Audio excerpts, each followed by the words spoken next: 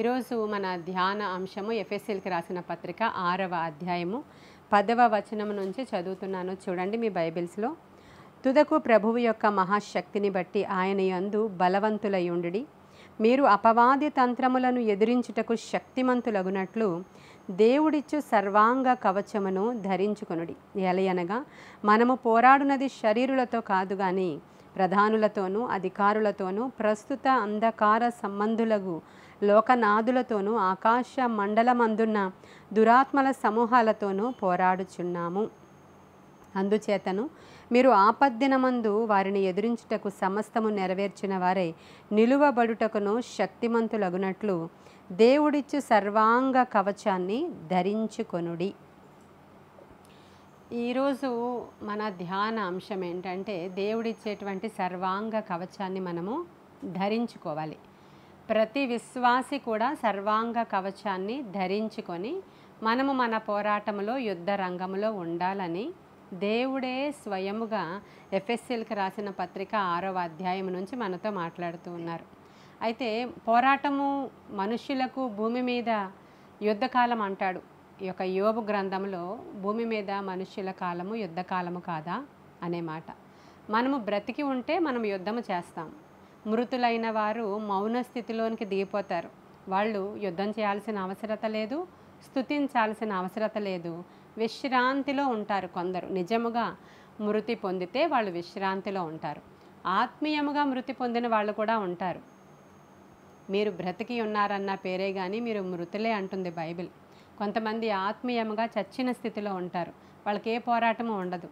వాళ్ళు కామ్గా కూల్గా వెళ్ళిపోతూ వాళ్ళు ఏమంటూ ఉంటారంటే, మేమేమి ఎక్కువ పెద్ద పెద్ద ప్రార్థనలు మీలా చేయమండి, గంటలు గంటలు మాకు చేయాల్సిన అవసరం లేదు, మాకు ఏదైనా అవసరమైనప్పుడు చిన్న ప్రార్థన చేస్తే మా దేవుడు మాకు చేసేస్తాడు, అయినా మీ అంత పెద్ద అవసరతలు అంత కష్టాలు మాకేమి లేవండి బాబు, మీరు 24 గంటలు ప్రార్థనల్లోనే ఉంటారు, దేవుని సన్నిధికి వెళుతూనే ఉంటారు, చాలా భక్తిగా ఉంటారు, మీకే ఏంటో ఈ పోరాటాలు అనే మాటలు సహజంగా మనం వింటూ ఉంటాం.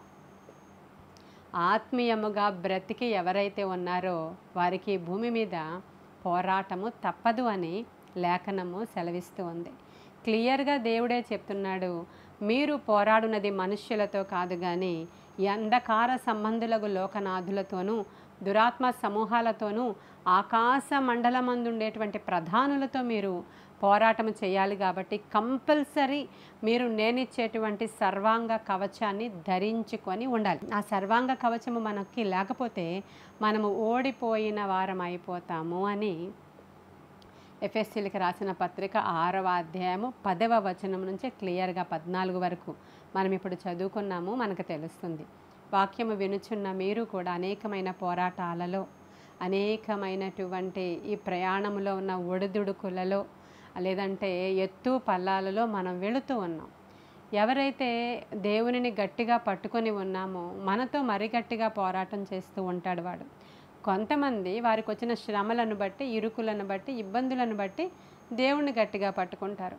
కొంతమంది దేవుణ్ణి ప్రేమించి భక్తిపరులుగా తయారవుతారు. ఏది ఏమైనా ఆత్మీయముగా ఎవరైతే బ్రతికి ఉన్నారో వారికి భూమి మీద పోరాటం జరుగుతూనే ఉంటుంది. కాబట్టి దేవుడిచ్చే సర్వాంగ కవచము మనము ధరించుకుంటే పోరాటము మనకి సులభతరం అవుతుంది. మనము అపవాది యొక్క ఎరలో చిక్కు కొనకుండా ఉంటాము. కాబట్టి ఎటువంటి ఆయుధాలు మనము ధరించుకొని ఉండాలి, ఎటువంటి ఉపకరణాలు మనము ధరించుకొని ఉండాలని ప్రభు చెప్తున్నారో చూడండి. మీరు 14వ వచనం నుంచి, ఏలాగనగా మీ నడుమునకు సత్యమనే దట్టి కట్టుకుని నీతి అనే మైమరు తొడుగుకొని పాదములకు సమాధాన సువార్త వలనైన సిద్ధ మనస్సు అనే జోడు తొడుగుకొని నిలువబడుడి. ఇవన్నీయుగాక విశ్వాసం అనే డాలు పట్టుకొనుడి. దానితో మీరు దుష్టుని అగ్ని బాణములన్నిటినీ ఆర్పుటకు శక్తిమంతులగుదురు. మరియు రక్షణ అను శిరస్త్రాణమును దేవుని వాక్యం అనే ఆత్మ ఖడ్గమును ధరించుకొనుడి అనేటువంటి మాటలు మనం ఇక్కడ చూస్తున్నాం. మొదటగా సత్యం అనే దట్టి మనం కట్టుకోవాలి అని రాయబడి ఉంది.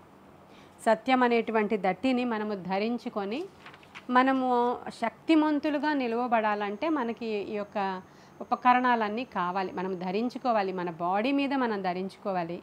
దానికి సత్యం అనే దట్టి అది ఎక్కడ కట్టుకుంటారంటే నడుమునకు సత్యం అనే దట్టి కట్టుకోమంటున్నాడు ఇక్కడ.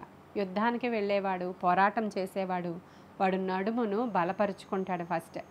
దీర్ఘ ప్రయాణాలకు వెళుతూ నడకతో కొండలెక్కేటువంటి వాళ్ళు కూడా వాళ్ళ నడుముకి గట్టిగా ఒక దట్టి కట్టుకుంటారు. ఎందుకు? రెజ్లింగ్ చేసేవారు, బాక్సింగ్ చేసేవారు, మరి జిమ్లో ఉన్నవాళ్ళు వీళ్ళందరూ కూడా నడుమును ముందు అంటే వెయిట్ లిఫ్టింగ్ చేసేవాళ్ళు వాళ్ళ నడుముకి చాలా గట్టిగా ఒక దట్టిని కట్టుకుంటారు, ఐడియా ఉంటే మీకు. ఎందుకు అంటే మన హ్యూమన్ బాడీ అంతా ఈ మన నడుముకున్నటువంటి వెన్నుపూస మీదే డిపెండ్ అయ్యి ఉంది. నడుముకు కానీ దెబ్బ తగిలితే, నడుము కానీ ఏదైనా ప్రాబ్లం అయితే వాళ్ళు నడవలేరు, నిలబడలేరు, పడుకోలేరు, కూర్చోలేకపోతుంటారు. కాబట్టి వాళ్ళు శక్తిహీనులు అయిపోతారు నడుముకు దెబ్బ తగిలితే ఫస్ట్.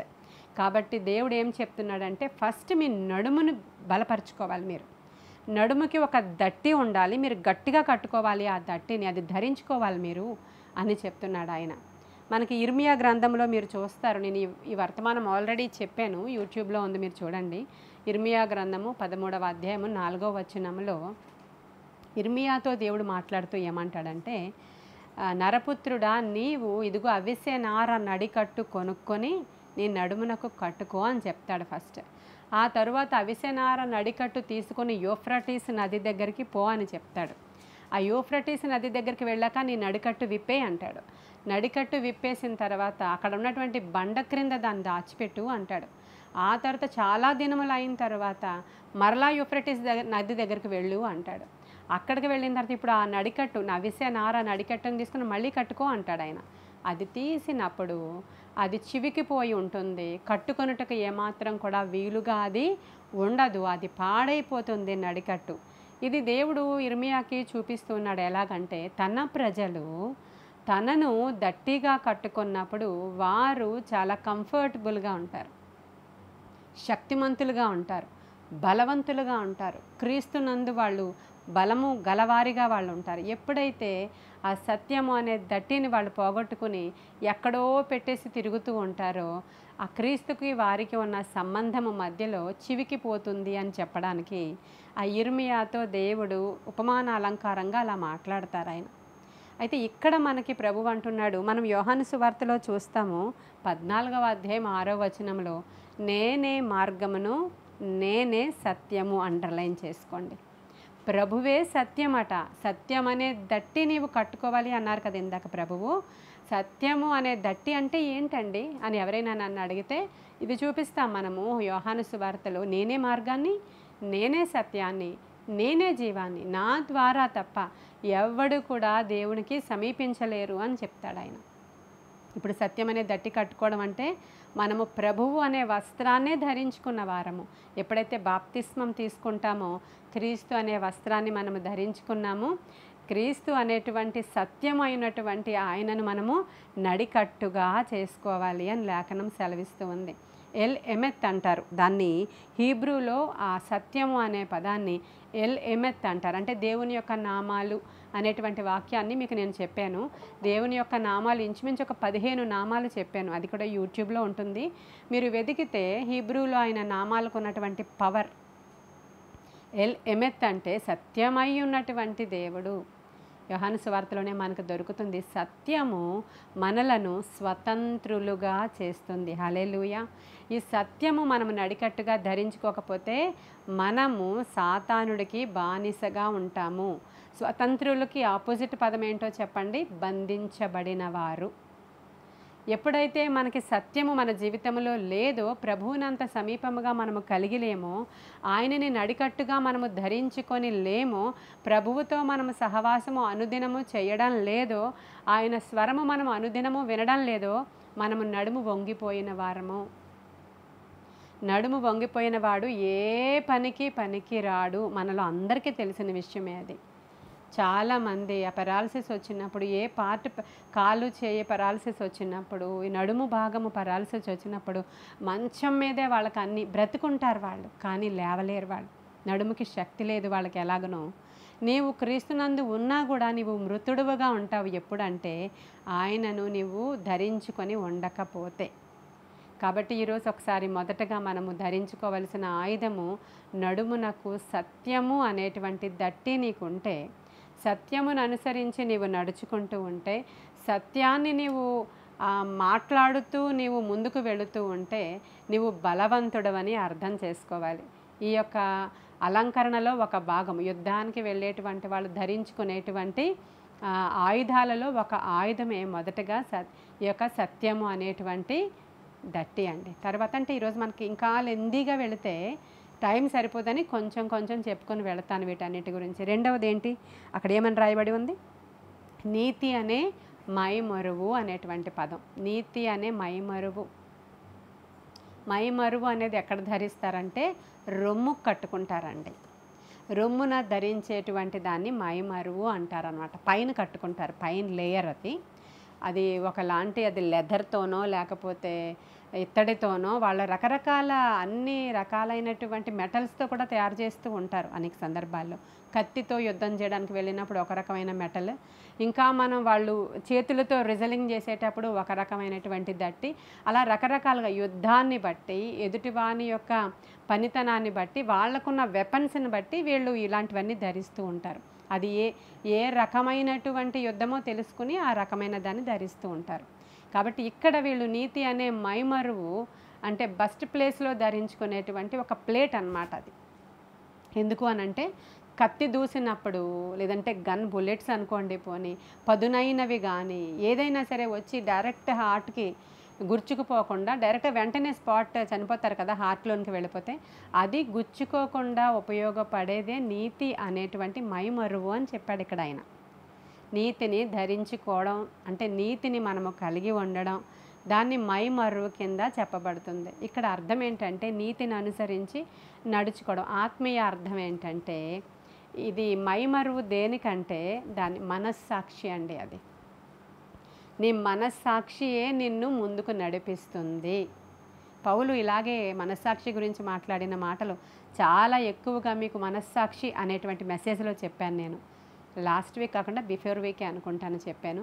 దాని పేరు కూడా మనస్సాక్షి అనే టైటిల్ పెట్టాం మనం. ఒకసారి చూడండి, అంటే డీటెయిల్డ్గా తెలియాలి మనస్సాక్షి అంటే ఎవరు, మనస్సాక్షి నిన్ను ఎలా నడిపిస్తుంది, మనస్సాక్షి యొక్క స్వరం వినడం అంటే ఏంటి, ఈ మనస్సాక్షి యొక్క స్వరం నీకు వినబడుతుందా, మనస్సాక్షి నిన్ను లీడ్ చేస్తుందా, లేకపోతే నీ మనస్సాక్షి వాత వేయబడిన మనస్సాక్షి వలె చచ్చిపోయి పడి ఉందా అనేది నువ్వు గమనించుకోవాలి. ఈ మనస్సాక్షి మనల్ని ఏం చేస్తుందంటే జీవింప చేస్తూ ఉంటుంది. తప్పు చేస్తే నీవు తప్పు చేసావు, దేవుని దగ్గరికి వెళ్ళి ఒప్పుకో అని మనకి ఒప్పుకోలు చేయిస్తూ ఉంటుంది. ఒకసారి చెప్తుంది, 2 సార్లు చెప్తుంది, 3వసారి మనస్సాక్షి యొక్క స్వరము చిన్నగా అయిపోతుంది, 4వసారి మనస్సాక్షి పనిచేయడం ఆగిపోతుంది. చాలా సెన్సిటివ్ అది, చాలా సెన్సిటివ్ అది. కాబట్టి మొదటిసారి చెప్పినప్పుడు కొంచెం చూడండి, ఎవరైనా దొంగతనాలు చేసేటప్పుడు ఫస్ట్ దొంగతనం చేసేటప్పుడు కొంచెం భయంగా ఉంటుంది వాళ్ళకి.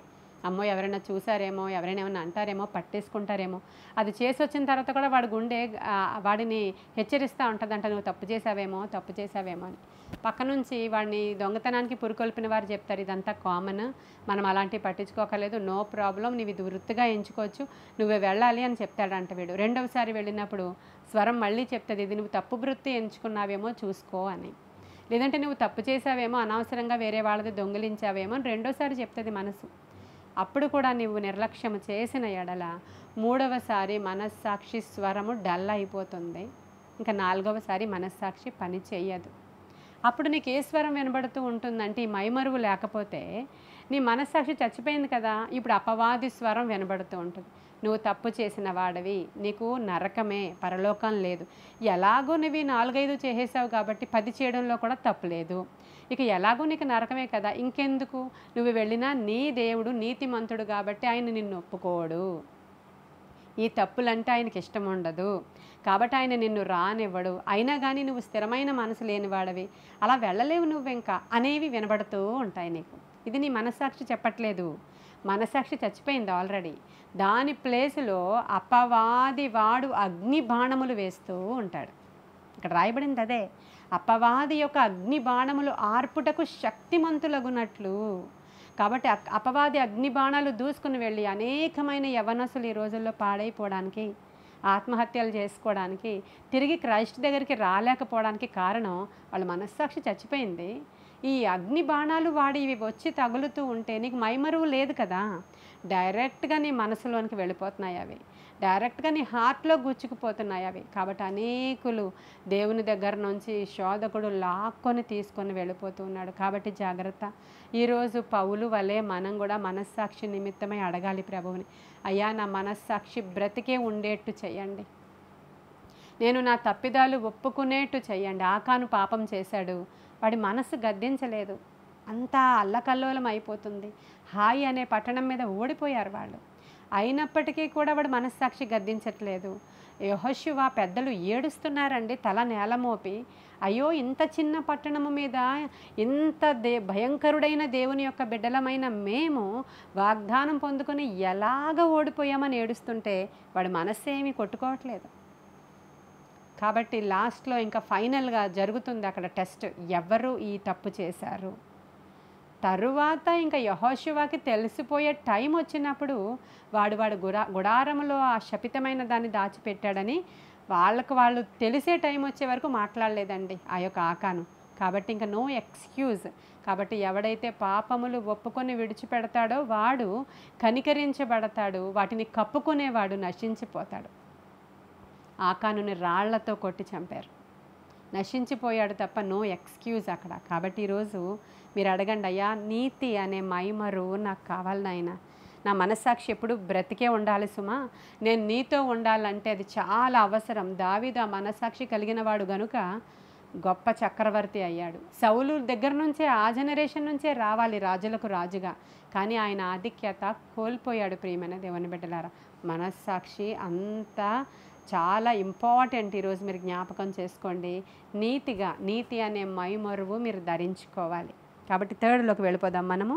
తర్వాత ఏంటి థర్డ్ది? సిద్ధ మనస్సు అనేటువంటి జోడు. కాబట్టి దేవుని దగ్గర నుంచి గద్దింపు వచ్చినప్పుడు, మన మనసులో నుంచి కొన్ని ఆలోచనలు పుట్టినప్పుడు, దైవికమైనటువంటి తలంపులు వచ్చినప్పుడు మనస్సాక్షికి లోబడ్డం అనేది మీరు ఈ రోజు నుంచి నేర్చుకోవాలి, లేకపోతే దాన్ని మీరు కోల్పోతారు అని రెండవ పాఠాన్ని మీరు నేర్చుకోవాలి. మూడవదిగా వచ్చేద్దాం, సిద్ధ మనస్సు అనే జోడు. జోడంటే తెలుసు కదా, చెప్పులు అంటారు కొంతమంది, స్లిప్పర్స్ అంటారు ఇంగ్లీష్లో, జోడు అంటారు. షూస్ అనుకోండి, పోనీ కాలుకి వేసుకునేటువంటి షూస్ అనుకోండి. ఆ సిద్ధం అనేటువంటి జోడు మనకు లేకపోతే ఏమవుతుంది? మామూలుగా మీరు ఆలోచించండి, చెప్పులు వేసుకోకుండా బయటకు వెళితే ఏమవుతుంది? ఎండాకాలం అయితే కాళ్ళు కాలిపోతాయి, మట్టిలో వెళితే మురికంతా అయిపోతుంది, చెత్తలో నడిస్తే చెత్త అంతా అంటుకుంటుంది, ఇంకా చెట్లు తుప్పల మధ్యలో నడిస్తే ముళ్ళులు గుచ్చుకుపోతాయి, ఇంకా మనం చెప్పులు లేకుండా వెళితే రాళ్ళు గుచ్చుకుపోతాయి, చెప్పులు లేకుండా బయటికి వెళితే ఎక్కువ దూరం వెళ్ళేసరికి కాళ్ళు పగిలిపోతాయి, ఇక పాదాలు చిట్లిపోతాయి. ఇవన్నీ కూడా ప్రమాదాలు చెప్పులు లేకపోతే. ఇప్పుడు ఈ సిద్ధ మనసు అనే జోడు లేకపోతే ఇవన్నీ కూడా నీ జీవితంలో డ్యామేజ్ అవుతుంది అన్నమాట. ఇదంతా కూడా నీకు కొన్ని గాయాలు అవుతాయి, నీకు కొన్ని వూండ్స్ అవుతాయి, నీ శరీరంలో కొన్ని ముళ్ళు గుచ్చుకుంటాయి, తరువాత నీవు ఆ కొలిమిలో కాల్చబడుతూ ఉన్నప్పుడు నీకు ప్రొటెక్షన్ ఉండదు. ఇవన్నీ కూడా సిద్ధ మనస్సు అనే జోడు నీకు లేకపోతే జరిగేటువంటి ప్రమాదాలు. కాబట్టి నీవు సిద్ధ మనస్సు అనేటువంటి జోడు తొడుక్కోవడం చాలా అవసరం. సిద్ధ మనస్సు అంటే ఏంటండి? మన మనస్సును సిద్ధం చేసుకోవాలి కదా, దేవుని కొరకు సిద్ధం చేసుకోవాలి. ఇప్పుడు మన మనస్సు ఎటువంటి పరిస్థితులలోనైనా సిద్ధముగా దేవుని యొక్క సన్నిధిలో వెళ్ళి సిద్ధంగా ఉంటేనే దేవుడు ఏదైనా మనకు చేసేది. నీవు సిద్ధపడ్డావా? నీకు విశ్వాసం ఉందా? నేను ఇప్పుడు నీకు ప్రార్థన చేస్తాను, మీరు సిద్ధపడే ఇక్కడికి వచ్చి కూర్చున్నారా అని అడుగుతాను నేను. మీరు అందరూ సిద్ధపడి వచ్చారా? ఇప్పుడు నేను కూడా అడుగుతున్నాను మిమ్మల్ని అందరినీ. మీరు అందరూ ఈరోజు హీలింగ్ పొందుకోవడానికి, ప్రభు దగ్గర నుంచి ఒక వాగ్దానం పొందుకోవడానికి, ప్రభు దగ్గర నుంచి ఒక దీవెన పొందుకోవడానికి మనకు సిద్ధపాటు అవసరం. ప్రధాన యాజకుడు ఆ ప్రత్యక్ష గుడారంలోనికి వెళ్ళడానికి ఎంత సిద్ధపాటో తెలుసు కదా మీకు. ఓల్డ్ టెస్టిమెంట్లో నిర్గమకాండలో మీరు చూస్తారు, లేవీకాండంలో వాళ్ళ యొక్క క్రతువులు వాళ్ళు ఎలా చేస్తారు, ఎలాగ సిద్ధపడతారు, ఇవన్నీ కూడా రాయబడి ఉంటాయి. సిద్ధపాటు కలిగి దేవుని సన్నిధిలోని నిలవబడాలి. మనం సిద్ధపరచబడిన వారమే. సిద్ధపాటు కలిగే దేవుని సన్నిధిలో ఎప్పుడూ వెళ్ళాలి. ఎప్పుడూ సిద్ధ మనస్సు అనే జోడుని మనము తొడుక్కొని ఉండాలి అని మరి ఒక లేఖనంలో మనకి క్లియర్గా రాయబడి ఉంది. అంటే ప్రతిదినం వాక్యం చదివేటప్పుడు ఒక సిద్ధపాటు ఉండాలి. ప్రార్థన చేసుకునేటప్పుడు ఎప్పుడూ చెప్తాను మీకు నేను, ప్రేయర్కి మీరు కూర్చునేటప్పుడు సిద్ధపడి కూర్చోండి. దేవుడు మాట్లాడతాడేమో, దేవుని సన్నిధిలో కూర్చునేటప్పుడు ఆయన స్వరాన్ని నేను వినాలి అనే సిద్ధపాటు, దేవుని కొరకు మనము ఎలా కనిపెట్టుకుని ఉండాలో సిద్ధపాటు, దేవుని యొక్క వాగ్దానాలను పొందుకోవడానికి మనము ఓర్మి కలిగి ఉండి మనము సిద్ధపరచబడిన వారమై ఉండాలి. రకరకాల టెన్షన్స్తో అంటే ఓర్మి లేకుండా ఆయన వాగ్దానాలను మనం ఎంత మాత్రం కూడా రిసీవ్ చేసుకోలేకపోతాం. హెబ్రీలకు రాసిన పత్రికలో ఒక మంచి మాట ఉంటుందండి. 10వ అధ్యాయము 35వ వచనంలో, మీరు దైవ చిత్తమును నెరవేర్చిన వారై వాగ్దానము పొందు నిమిత్తము మీకు ఓర్మి అవసరమై ఉన్నది అనేటువంటి మాట. చాలా వాగ్దానాలు ఉన్నాయి మనకి. ఆ వాగ్దానాలు మనం పొందుకోవాలంటే మనం సిద్ధపడి ఉండాలి అవి రిసీవ్ చేసుకోవడానికి. ఫస్ట్ ఈ ముళ్ళు, ఈ గాయాలు, ఈ అగ్ని, ఈ యొక్క రకరకాలవి మనకి గుచ్చుకుపోకుండా ఉండాలంటే కొంత సిద్ధపాటు కలిగిన వారమే వాటిని ఓర్చుకోవడానికి సిద్ధపాటు కలగాలి మనకి. మీరు మీ వాగ్దానాలను మీరు నెరవేర్చుకోవడానికి, వాగ్దానాలను రిసీవ్ చేసుకోవడానికట హెబ్రీ గ్రంథకర్త రాస్తున్నాడు, మీకు ఓర్మి అవసరమై ఉందంట. వాగ్దానం రిసీవ్ చేసుకోవడానికి మనకు ఓర్పు కావాలని మీలో ఎవరికైనా తెలుసా? వాగ్దానం ఇంకా నెరవేరలేదు, వాగ్దానం ఇంకా నెరవేరలేదు, ఇంకా దేవుడు ప్రామిస్ చేశాడు అవ్వలేదు, నేను చాలా ఎదురు చూస్తున్నాను, సిద్ధపడుతున్నాను అన్నీ చెప్తున్నాం మనం. కానీ ఆ ఓర్మి లేక మనల్ని మనమే గాయపరుచుకుంటున్నాం. ఓర్మి లేక ఆ కష్టాలు మనల్ని కాల్చేస్తున్నాయి. ఓర్మి లేక అనేకమైన ముళ్ళ తుప్పలు మనల్ని గుచ్చేస్తున్నాయి. ఓర్మి లేక ఇంకా డ్యామేజ్ చేసుకుంటున్నాం మన బాడీకి. కాబట్టి ఈరోజు సిద్ధ మనస్సు అనే జోడు ప్రతిరోజు కూడా తొడుక్కోవాలి. మనం బయటకు వెళ్ళేటప్పుడు చెప్పులు వేసుకునే వెళ్తాం కదా, ప్రతిరోజు తొడుక్కుంటామా? లేకపోతే దాంతోనే నిద్రపోయి, దాంతోనే లేచి, దాంతోనే వెళ్ళిపోతామా? కాదు కదా, ప్రతిరోజు క్రొత్తగా అది తొడుక్కోవాలి. మనం సిద్ధపాటు కలిగి దానిని మనం ఏ రకంగా ఎక్కడికి వెళుతున్నామో దాని ప్రకారంగా చెప్పులను మనం వాడాల్సిన అవసరత ఉంటుంది. కాబట్టి సిద్ధ మనసు అనే జోడు మనకి ఉండాలండి. కాబట్టి తరువాత వెళ్ళిపోదాం. విశ్వాసం అనేటువంటి డాలు. ఇంకా విశ్వాసం గురించి మనం ఇప్పుడు మొదలు పెడితే ఈ రోజంతా మెసేజ్ చెప్పినా సరే తరగదు కదా. విశ్వాసం అంత పెద్ద సబ్జెక్ట్ అది. నేను ఫాస్ట్గా చెప్తున్నాను మీకు. మనం 25 నిమిషాలలోనే చెప్పాలి అనే కాన్సెప్ట్తో వెళుతున్నాను నేను. విశ్వాసం అనేటువంటి డాలు పట్టుకోవాలి మనం. ఇలా డాలు పట్టుకున్నప్పుడు ఏదైనా సరే మనకి రకరకాల అటాక్స్ జరుగుతూ ఉన్నప్పుడు ఈ విశ్వాసం అనేటువంటి డాలు మనల్ని ప్రొటెక్ట్ చేస్తుంది అన్నట్టు. మన మీదకి రాకుండా, మనల్ని చంపకుండా, మనల్ని నశింప చేయకుండా ఈ డాలు మనకి చాలా ఉపయోగపడుతుంది. విశ్వాసం గురించి మాట్లాడుకోవాలంటే ఆవగింజంత విశ్వాసం ఉంటే మీకు చాలు అని ప్రభు చెప్పారు. కానీ మనకి ఆ ఆవగింజంత విశ్వాసం కూడా లేదని మనలో చాలామందికి తెలియదు. విశ్వాసం ఉందండి, అందుకే కదా ఇంకా కనిపెట్టుకుని ఉన్నాం. విశ్వాసం ఉందండి, అందుకే కదా ఇంత నిరీక్షిస్తున్నాం. విశ్వాసం ఉందండి, అందుకే కదా అని మాట్లాడుతూ ఉంటాం. కానీ ఈ లోపల గోల చేస్తాం. కార్యాలు జరగలేదని సణుక్కుంటాం, కార్యాలు జరగలేదని విసుక్కుంటాం, టైం జరిగిపోతుంది అని భయపడిపోతూ ఉంటాం. ఇంకా కార్యాలు మనకు జరగవేమోలే, వాళ్ళకే చేస్తాడు దేవుడు, వీళ్ళకే చేస్తాడు, నేను ఎంత ప్రార్థించినా అవ్వట్లేదు అనేటువంటి ఒక దిగజారిపోయిన ఆత్మీయముగా దిగజారిన స్థితిలోనికి వెళ్ళిపోతాం. దాన్ని బట్టి మీరు అర్థం చేసుకోవాలి మీకు అసలు విశ్వాసమే లేదు అని. కానీ అది ఒప్పుకోకుండా విశ్వాసం ఉంది నాకు అంటాము.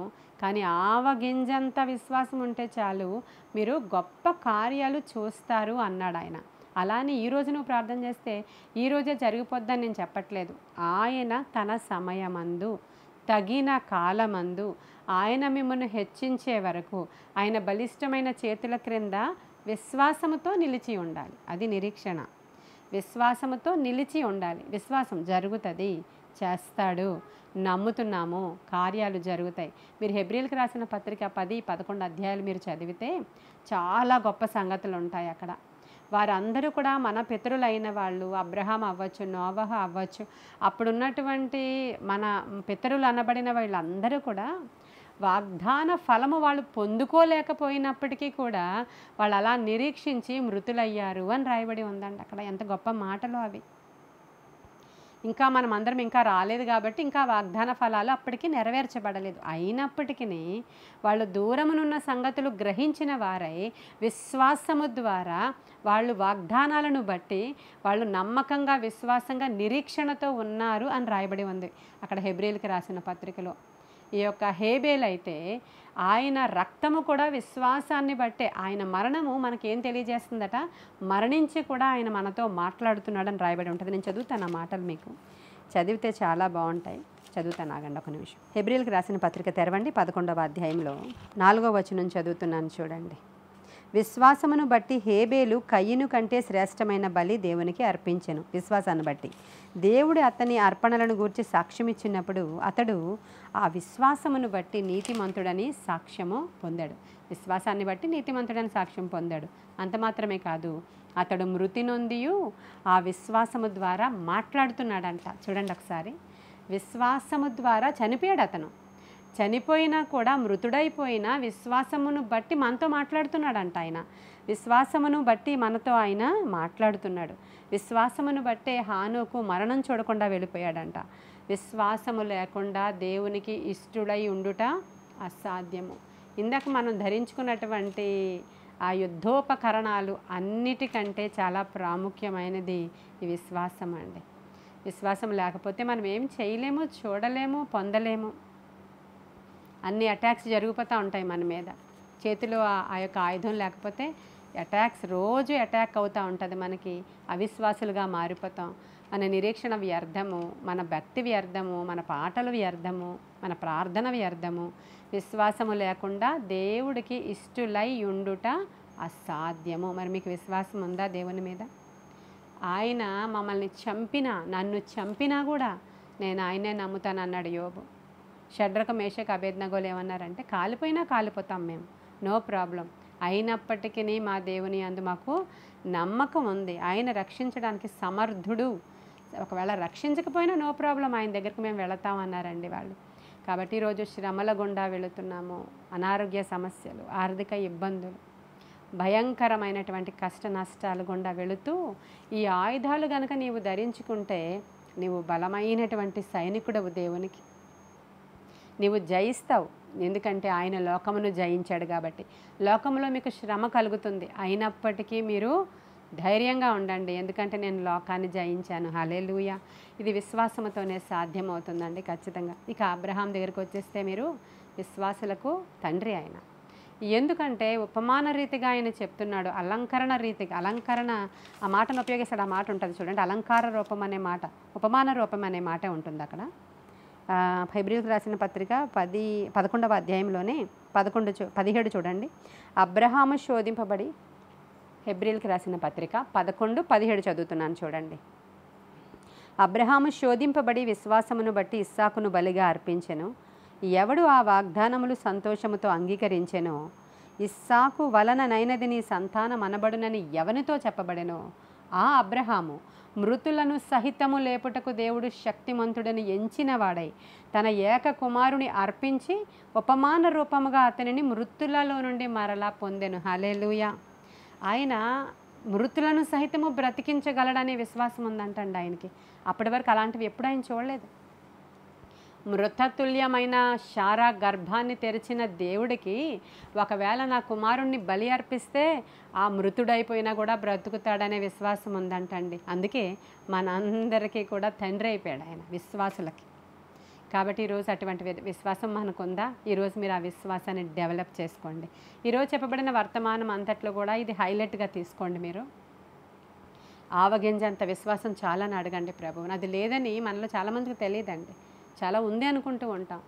అసలు అబ్రహాము యొక్క నమ్మిక చూడండి మీరు. ఒకవేళ నా కొడుకు మృతుడైపోయినా కూడా మృతులను సహితము లేపగల శక్తి గలవాడు దేవుడని నమ్మి ఉపమాన రూపముగా అతనిని మృతులలో నుంచి పొందాడంట. ఆ యొక్క ఇన్సిడెంట్ని ఎలా పోలుస్తుందంటే బైబిల్, ఆల్రెడీ కట్టెల మీద పడుకొండబెట్టినటువంటి ఇస్సాకు చనిపోయాడు, తరువాత మరలా దేవుడు లేపాడు అన్నట్లుగా తీసుకున్నారు ఇక్కడ. కాబట్టి అలాంటి విశ్వాస వీరుల జాబితా హెబ్రీయులకు రాసిన పత్రిక 11వ అధ్యాయంలో రాయబడి ఉంది. విశ్వాసం చేస్తే వాళ్ళు పొడి నేలలో నడిచి వెళ్ళినట్లు సముద్రంలో వెళ్ళిపోయారంట. అదేం పూర్తిగా ఆరలేదు అక్కడ. కానీ వాళ్ళ విశ్వాసం చెప్పున వాళ్ళ కళ్ళుకి అది కనబడుతుంది, ఏమని పొడి నేలలా కనబడుతుంది వాళ్ళకి. దాని మీద సముద్రం మీద నడిచిపోయారు వాళ్ళు. తర్వాత వెంటనే వీళ్ళు నడిచారు కదా అని వెనక ఫరో రథాలు వచ్చి దానిలో మునిగిపోయారు అని రాయబడి ఉంది ఇక్కడ హెబ్రీయులకు రాసిన పత్రికలో చూడండి. కాబట్టి విశ్వాస నేత్రాలు మనకి అవసరము. ప్రదక్షిణలు చేసి గోడను కూల్చేశారని రాయబడి ఉంది ఇక్కడ. ప్రదక్షిణలు చేశారు వాళ్ళు. ఎంత గొప్ప గొప్ప మాటలు రాసుంటాయో ఒక్కొక్క మాటను మనం చదువుతూ ఉంటే మన విశ్వాసం యొక్క లెవెల్స్ పెరుగుతాయి. అసలు మనకి ఇంకా శత్రువు మనల్ని వాడు ముట్టుకోవడానికి కూడా వాడికి అధికారం ఉండదండి. ఈరోజు మీరు అందరూ కూడా నాతో పాటు ఈ గూగుల్ మీట్లోనికి వస్తున్న మీరు అందరూ మామూలు వాళ్ళు కారు. చాలా ప్రార్థనాపరులు, చాలా బలవంతులు, దేవుని సైనికులు. మీరు ఆత్మశక్తితోనే కార్యాలు మనం చూడబోతూ ఉన్నాం. మీరు అందరూ ఇలాంటి బలం పొందుకోవాలని నేను ఆశపడుతూ ఉన్నాను. తర్వాత ఇంకేమన్నా ఉందా? చెప్పేసానా? అయిపోయిందా? సిద్ధ మనస్సు అనే జోడు చెప్పేశాను. విశ్వాసం అనే డాలు కదా, అయిపోయింది కదా. విశ్వాసం అనే డాలు పట్టుకొని మనము బలవంతులుగా ఈరోజు మారాలి. రక్షణ అనే శిరస్త్రాణం కూడా ఉంటుంది, ఇది కూడా చెప్పి ముగిస్తాను. రక్షణ అనేటువంటి శిరస్త్రాణము. శిరస్త్రాణం అంటే ఏంటి చెప్పండి, ఇక్కడ ఉన్నవాళ్ళు చెప్పండి. ఏంటి? హెల్మెట్ అంట. హెల్మెట్ తలకు పెట్టుకుంటాం కదా దాన్ని. ఈ హెల్మెట్ లేకపోతే ఏం జరుగుతుందంటే అండి, ఎన్ని వాక్యాలు విన్నా, ఒక ప్రక్క నుంచి నేను వాక్యం చెప్తూనే ఉంటాను, ప్రక్క నుంచి ఇంకో ఆలోచన వస్తూ ఉంటుంది ఒకరికి. ఎందుకంటే హెల్మెట్ లేదు వాళ్ళకి. ఆ హెల్మెట్ ఉంటే వచ్చేటువంటి వాడి అగ్నిబాణాలు మనకు తగలకుండా ఉంటాయి. చెప్తారులే, ప్రతి వారం ఆ పాస్టమ్మ గారు ఇలాగే చెప్తారు, ప్రతిసారి చెప్తారు ఆ పాస్టమ్మ గారు. విన్నావా? మరి జరిగిందా నీకు? వెంటనే వచ్చేస్తుంటాయి ఆ బాణాలు నీకు. ఈ వాక్యం ప్రక్కకు వెళ్ళిపోద్ది, ఎక్కడికో వెళ్ళిపోతారు ఇలా కూర్చొని చాలామంది. మా మందిరంలో అలా జరగదండి, మామూలుగా చెప్తున్నా నేను. సిద్ధపడి కూర్చోవాలి. అందుకే అక్కడ కూడా ఇవన్నీ కూడా ఒక్కొక్కదానికొకటి లింక్, కనెక్షన్. కాబట్టి ఈ శిరస్త్రాణం నీకు లేకపోతే రకరకాల తలంపులు లోపలికి వెళ్ళిపోతాయి, రకరకాల ఆలోచనలు, దేవునికి విరోధమైన థాట్స్, నెగటివ్ ఫీలింగ్స్, నెగటివ్ ఆలోచనలన్నీ నీ దగ్గరికి వచ్చినప్పుడు వాక్యము వాళ్ళకి పనిచేయదు ఖచ్చితంగా. కాబట్టి ఎప్పుడు కూడా నువ్వు ఉదయం లేవగానే ఆ యొక్క హెల్మెట్ పెట్టేసుకోవడం మంచిది. ప్రభువా, ఈరోజు ఎఫ్ఎస్ఎల్కి రాసిన పత్రిక 6వ అధ్యాయము 10వ వచనం నుంచి 14 వరకు, ఇంకా క్రింద వచనాల వరకు ఏమేమి ఉన్నాయో అవన్నీ వేసే ఫస్ట్ అని అడగండి. అవన్నీ ధరించుకోండి. మీరు ప్రతి దినము ధరించుకోవాలి. రక్షణ అనే శిరస్త్రాణాన్ని నువ్వు ధరించుకోకపోతే దాన్ని కాపాడుకోవాలి. రక్షణ ఎప్పుడో పొందుకున్నావు నువ్వు. రక్షణ అనే శిరస్త్రాణం ఎప్పటికీ నువ్వు కాపాడుకోవాలి. ఏ తలంపులకి చోటివ్వద్దు, ఏ ఆలోచనలకి చోటివ్వద్దు, ఏ దేవునికి విరోధమైనటువంటి దురాలోచనలు నీ యొక్క మైండ్లోనికి, నీ తలలోనికి రానివ్వద్దండి. మంచాల మీద పడుకుని దురాలోచనలు చేస్తూ ఉంటారంట. వాళ్ళనేం చేద్దాం, వీళ్ళనేం చేద్దాం, వాళ్ళ సంగతి ఏంటి, వీళ్ళ సంగతి ఏంటి, అదేం జరిగింది, ఇదేం జరిగింది, చాలామంది దురాలోచనలు. మరి నీ ఆలోచనలు ఎలా ఉన్నాయి? మన ఆలోచనలు దేవుని ఆలోచనల వంటివి కావని లేఖనం సెలవిస్తుంది. ప్రభువుకి అడగండి, నాయన నా ఆలోచన నీ ఆలోచన వలె ఉండాలి. ఎందుకంటే దావీదు నీ హృదయానుసారుడు అన్నావు కదా, నా హృదయం కూడా నా దేవుని యొక్క ఆలోచనల ప్రకారంగా నడిచేలాగా నాకు సహాయం చేయండి. ఏమడిగితే అది ఇస్తాడు దేవుడు. అడుగుడి మీకు ఇవ్వబడును. పరిశుద్ధాత్ముడు మనలోనికి వచ్చినప్పుడు గొప్ప కార్యాలు మన జీవితంలో జరగడం ప్రారంభమవుతాయండి.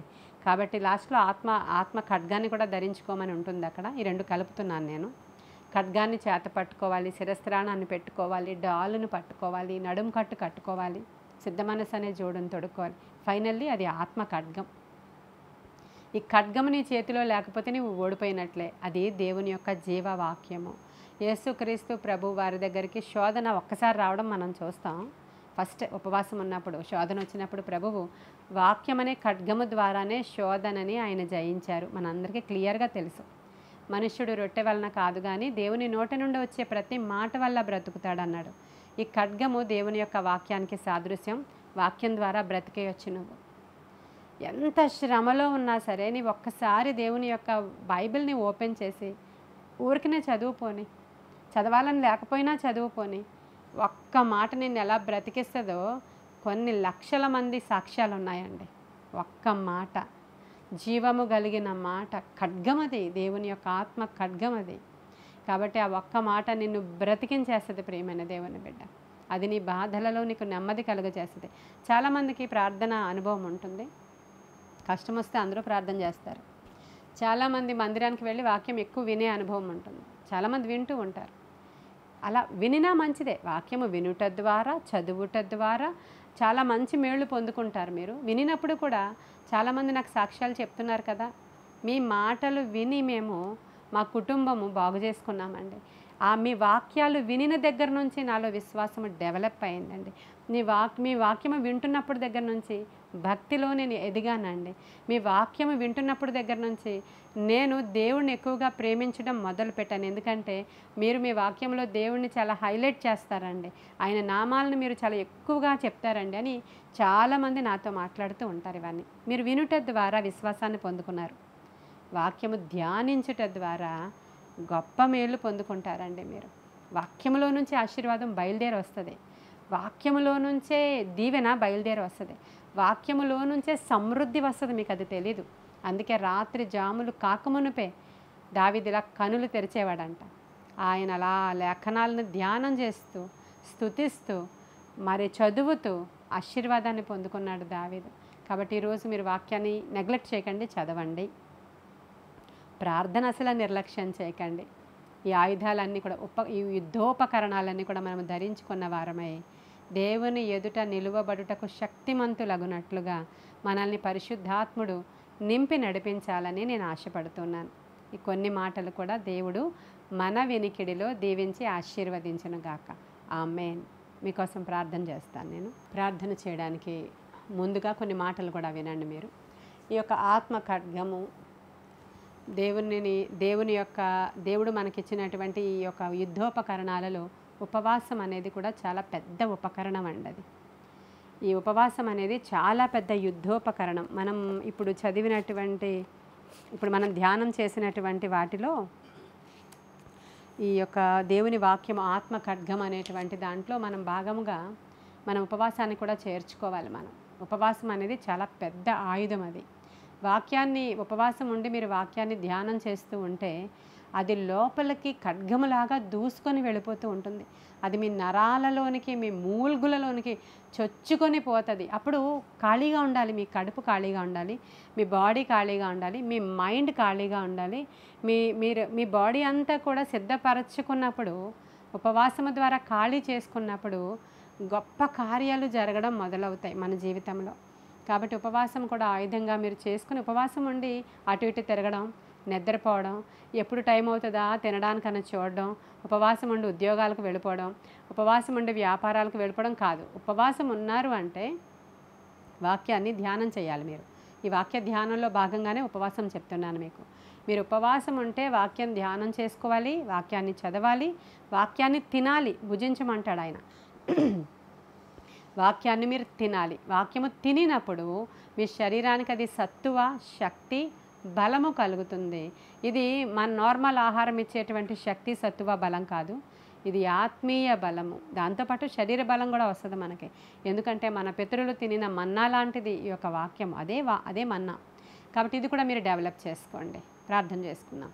మహాపరిశుద్ధుడైన తండ్రి, మహోన్నతుడైన దేవ, ఎందరైతే ఈ వాక్యాన్ని విన్నారో వాళ్ళు ఉజ్జీవింపబడాలి, ఆత్మతో వాళ్ళు నింపబడాలి, నీ అభిషేకాన్ని పొందుకోవాలి. ఈ వాక్యము వారి జీవితాల్లో ఫలించాలి. నీ ఆత్మశక్తితోనే ఈ కార్యాలు జరిగించి మీ నామానికి మహిమ తెచ్చుకోమని నీ కృపగల హస్తానికి నాయన వినిన బిడ్డలందరినీ అప్పగించుకుంటూ ఈ వాక్యము నాయన వారి హృదయాలలో, వారి జీవితాలలో ఫలభరితముగా మార్చి మంచిగా బిడ్డలు ఎదగడానికి అవసరమైన కృపా ధన్యత బిడ్డలకు దయచేయమని, ఆత్మ కార్యాలు జరిగించి మీరే మహిమ, ఘనత, ప్రభావాలు పొందుకోమని మరొకసారి నాయన వినుచున్న బిడ్డలందరికీ ఇది ఆశీర్వాదకరముగా ఉండులాగున, వారి భక్తిలో ఎదిగే విధముగా ఈ వాక్యం ఉండులాగున సహాయం చేయమని యేసయ్య శ్రేష్ఠ నామంలో అడుగుచున్నాము తండ్రి. Amen, amen, amen. God bless you.